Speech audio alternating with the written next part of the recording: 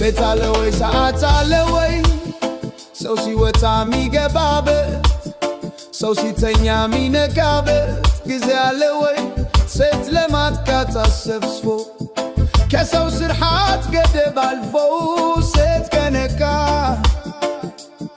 ተጠያቂው የቀን ሰው ነው